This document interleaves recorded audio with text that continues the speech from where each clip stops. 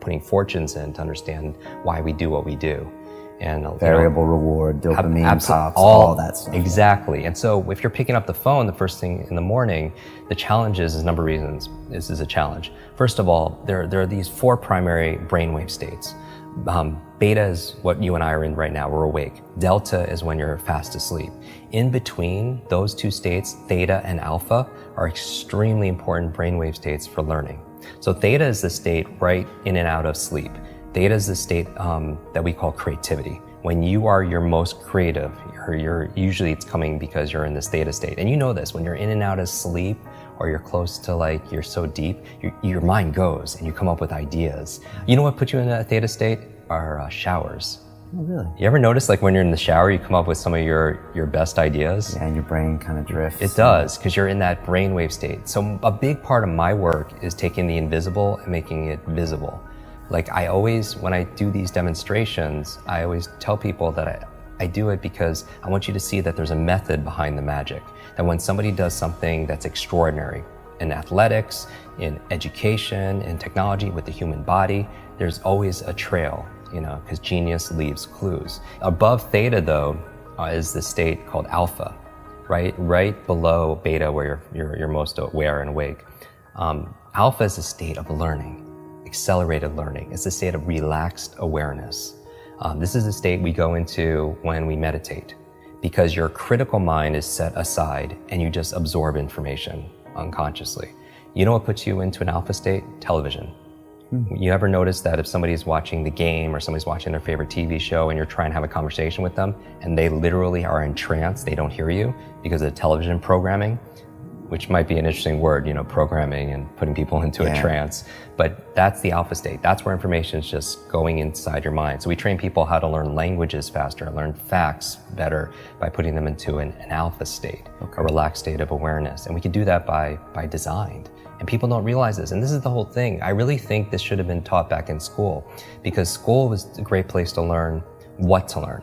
Math, history, science, Spanish, important subjects on what to learn. But how many classes were on how to learn? Does that even exist these days? No, that's what I'm saying. How many classes were on how to think critically, how to make good decisions, how to solve problems, how to focus and concentrate, how to read faster, how to remember more, right? Even they teach you 3 R's in school: reading, writing, arithmetic.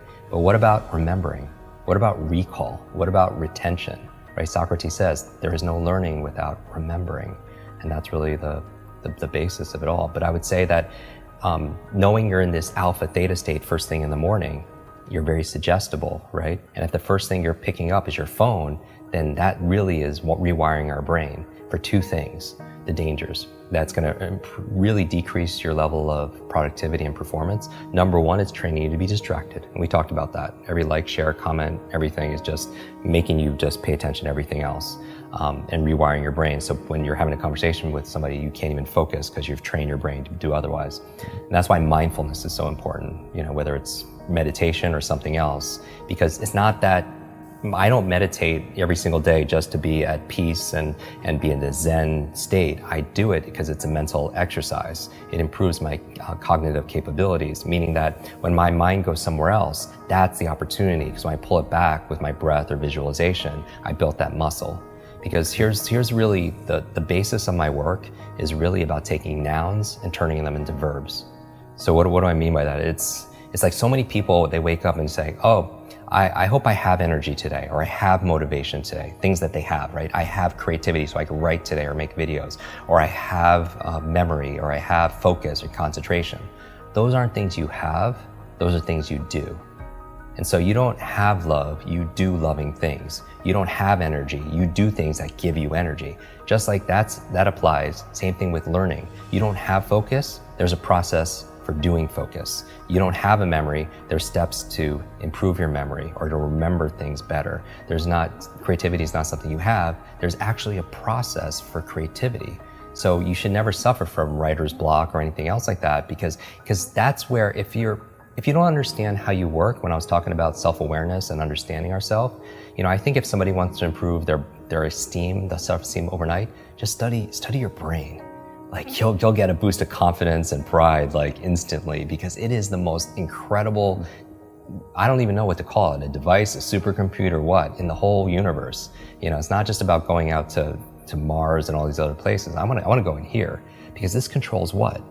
Everything, our careers, our income, our health, our relationships, whether or not you get, complete. We were talking about this before our conversation here. When you're training for Ironman and triathlons and everything else, is how much of it is mental? Like, we know, like, everyone knows what to do, but do they do what they know? Because common sense is not common practice. And it's a myth that knowledge is power. Knowledge it has the potential to be power, but it only becomes power when we use it, when we apply it. Like, people think they should get points for buying books and sitting on the shelf, and it just sits there and becomes like shelf help, not self-help, right? Self-help, yeah. Or somebody will go and learn something. I'll listen to a podcast like this or a show, or they'll go to a conference. They'll pay all this money, but they don't do anything with what they learn. And part of it also is because they forget it. Everyone knows there's a learning curve, but there's also a forgetting curve. Did you know, like, the forgetting curve says that if you learn something once, within 48 hours, 80% of it is gone. 80%. So you listen to a show, you watch something, on YouTube, you go to a conference, you read a book, within 2 days, the majority of it is gone, because nobody trains us how to have, that's why memory is so important. Okay. And so the first thing, don't touch your phone, because it's training you to be distracted. The second thing is it's training you, rewiring your brain to be reactive, meaning that you're in this relaxed state of awareness when you first wake up. You pick up your phone, you get one text with bad news, or one voicemail, or one email. And this has all happened to us. You're in a bad mood for the rest of your day because you're so impressionable. You're in that hypnotic state, and it affects you. And you can never have a quality life, with that, and be the best version of ourselves, be an elite mental performer or high performer when you're responding and reacting to everybody else. My friend Brendan Burchard says, an inbox is nothing but a convenient organizational system for other people's agenda for your life.